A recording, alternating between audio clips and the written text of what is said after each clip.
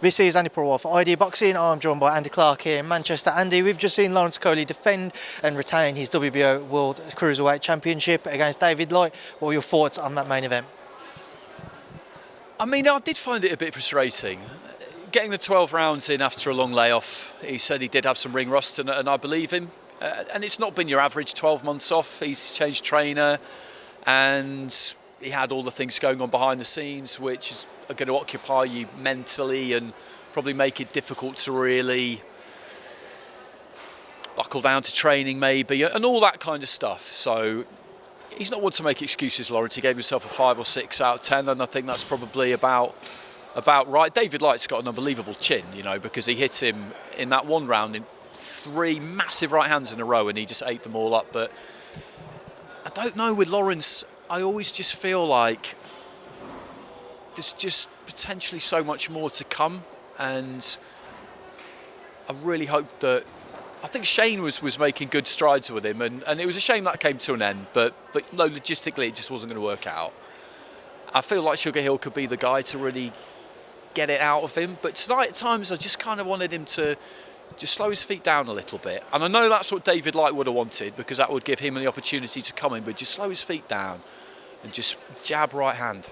I kept talking on commentary about, this is something Barry talks about on ID Boxing quite a bit, but you know, boxing that big man fight, and Vladimir Klitschko, his birthday it is today, and like how the Kronk just taught him how to optimise that height and reach and power, and I just feel like Lawrence could do that at cruiserweight. He's so tall, and he's got that reach, and he's got that power with the right hand, and just absolute basics. But I don't know, I'm not a trainer, you know, maybe I'm wrong about that. I mean, we did see Sugar very animated in between rounds there with Lawrence. You could see that was a lot which he wasn't happy with. We know he demands that aggression from his fighters. Moving forwards, obviously, we heard the arena itself booing as well. How much do we have to see a quick improvement in terms of Lawrence adjusting to what Sugar wants in his next outing? Yeah, I mean, it's tough that, isn't it? Because it's amazing with Okolie, really, because he's 19-0 now, and British Commonwealth, European champion, now a pretty long reigning world champion, having made 3 defences, and he got to the Olympic Games off the handful of 20 on amateur fights. I mean, what more do you want from someone? But at the same time, because it always feels like there's more to come, we always end up a little bit frustrated. And because he's got that power with the right hand, and we see him knock people out, you want to see him do it more often. So I can never really work out whether, I'm always just kind of thinking, am I being a bit too hard on him?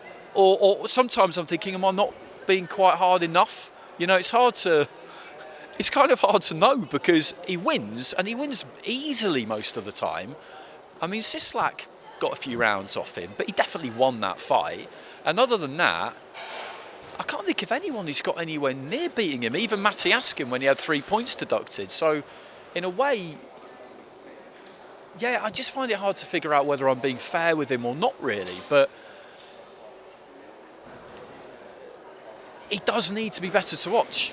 But I'll give him a pass for tonight, because he got the win.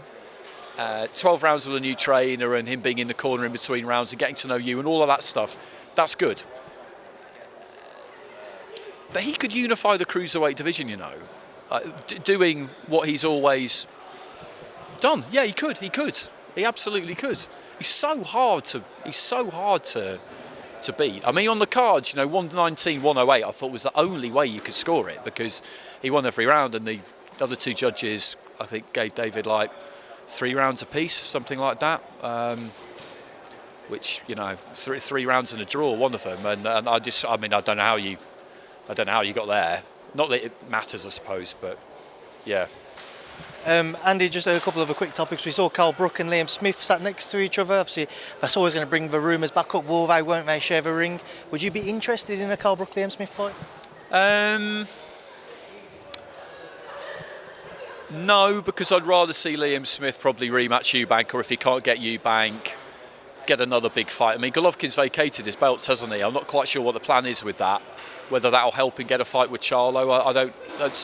Someone seemed to suggest that's something I read, but how does vacating your belt? I mean, it just doesn't make sense. But there will be a reason why he's done it.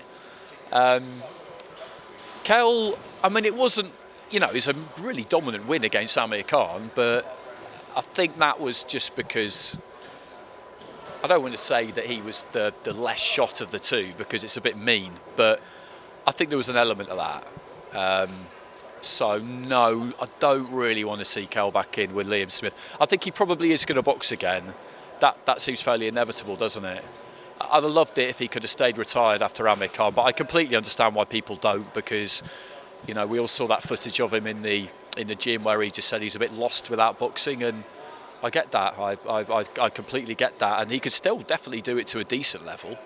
You just don't want to see anybody get hurt. I'm personally not. I don't have a problem with people continuing past their sell-by date, as in past their best, so long as you pick appropriate opponents. If you need it in your life still and you're not quite ready to let it go, fine. Just don't go in with someone who's going to take your head off. Final one, Andy. Obviously, we have that disappointment of the Fury-Usyk fight falling through earlier this week, or just a few days ago now. With that in mind, we've seen Fury-Joyce reports start to surface. Do you believe there to be any truth? Do you think we could see that in the summer? Yeah, I mean, maybe, because Joe fights in 3 weeks, doesn't he? 3 weeks. Three on the 15th, and I mean that's a hard fight, but I would expect him to beat Zhang. I'll be at that for TalkSport. It's that's going to be good, and yeah, I think maybe we could see it in the summer because Joyce will definitely want it, and I still don't know really what to make of the whole Fury-Usyk thing, to be honest with you, because people feel like they know everything now because things get played out on social media, but really they still just put out there what they want you to know, and there are two sides to every story and all the rest of it. So it's not like we're not in the room, we're not on the email chain, we don't know exactly what's happened, but it looks like Fury's getting the worst of it in terms of the blame, and people like to have someone to blame, and it is bad that we're not seeing it, because I personally I was as confident as I've ever been about an absolutely massive fight like that getting made. So I don't get cynical about boxing. I think we should always look at ways that we can improve things. It's no good just kind of shrugging your shoulders and saying, oh well, that's boxing, but at the same time, I don't know, the longer it went on, there seems to be an air of inevitability about it not happening, unfortunately. Right, Andy, I appreciate your time. I've just seen the Sky guys all leave now, so I'm sure you want to shoot off as well. Well, mate, so, we're 2 minutes away. Okay.